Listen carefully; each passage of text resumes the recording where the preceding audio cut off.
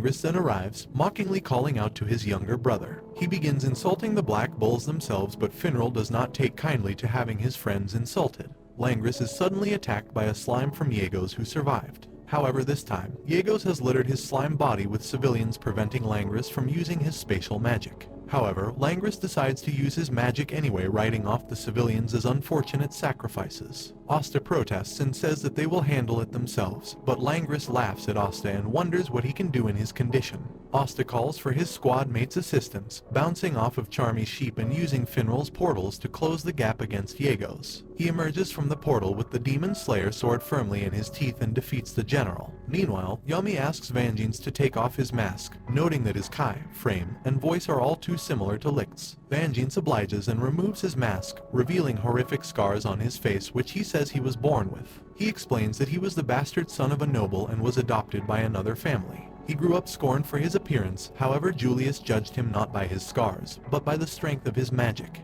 It was Julius who gave Vangeance his signature mask. Yami senses that he is not lying, nor is he masking his face with a disguise. He apologizes to Vangeance for prying. They receive a call that the Diamond Kingdom has retreated, and Vangeance orders the Golden Dawn to tend to the wounded. Finral, Asta, and Charmy depart to find Yami. Meanwhile, Langris warns Yuno against associating with peasants, but he replies that Asta is his rival. Simultaneously, both he and Asta affirm their dream of becoming the Wizard King, and Yuno says that being the captain of the Golden Dawn is the first step. Julius is suspicious about the Diamond Kingdom's true intentions. Meanwhile, Lotus reports to an unseen figure regarding the spells and magic used during the battle. The figure remarks that the shining generals they sent were relics of the past. The time has come for their new battle mages to come to the fore. Yami brings Asta to Owen, a doctor working directly under the Wizard King, to get his arms healed. He then excuses himself, citing he has business to attend to. Owen uses his water magic and discovers something that leaves Asta devastated, and after overhearing them, Finral is also disturbed.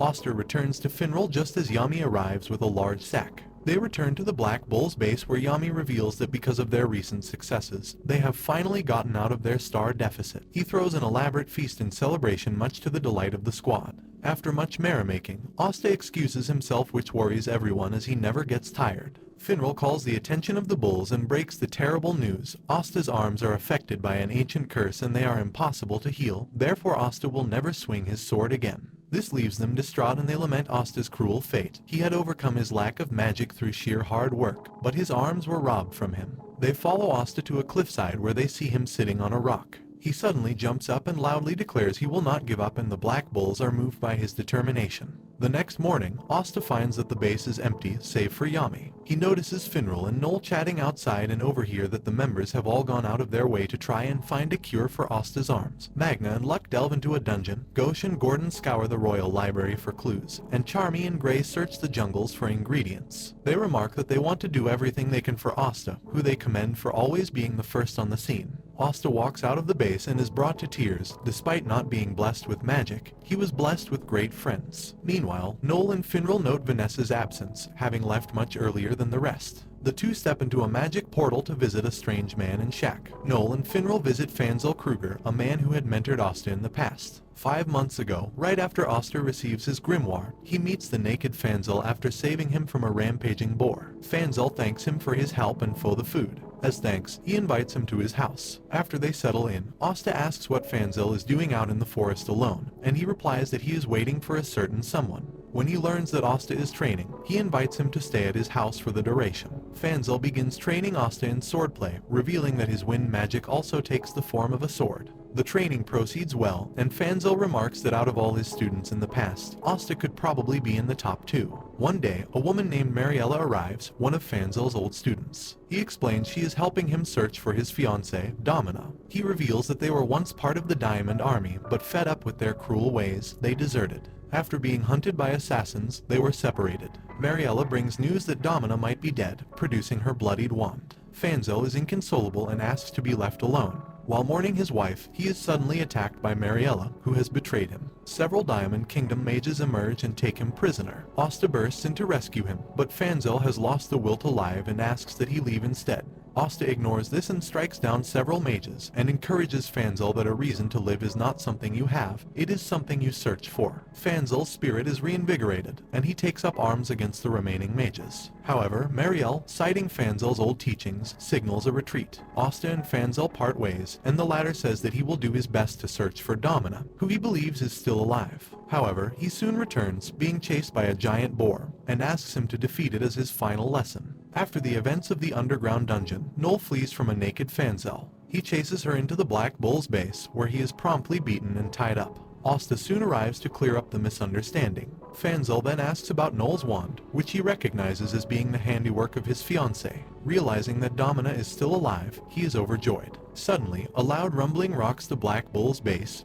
Fanzel's assassins have arrived. Mariella and her commander, Gallio, oversee the assault from afar. Mariella asks to be sent through a portal for insurance, and Gallio obliges. The attack continues, but Noel's water barrier shields the base. Fanzel emerges from the field, alongside Magna and Luck, who wreak havoc on the enemy lines. Gauche appears behind Gallio and blasts him with his mirror magic, sending him crashing below, where Fanzel is waiting. Gallio points out that he had already sent assassins after his fiancée, but they were prepared for that all along, and Fanzel suddenly transforms into gray. Meanwhile, Domina reunites with Fanzel, but beats him up for taking so long. Mariella suddenly appears and explains that this entire assault was orchestrated by her to take revenge on the assassin's squad. With her squad wiped out, the organization will take months to reorganize. She plans to turn herself over to the Clover Kingdom as penance for her actions thus far. Gallio appears, having realized that Mariella has turned traitor. He traps Asta, Fanzel, and Mariella inside his spatial magic, but he is no match for their combined might. Meanwhile, Yami finally recognizes Faisal as an old Diamond commander and gets the gist of the situation.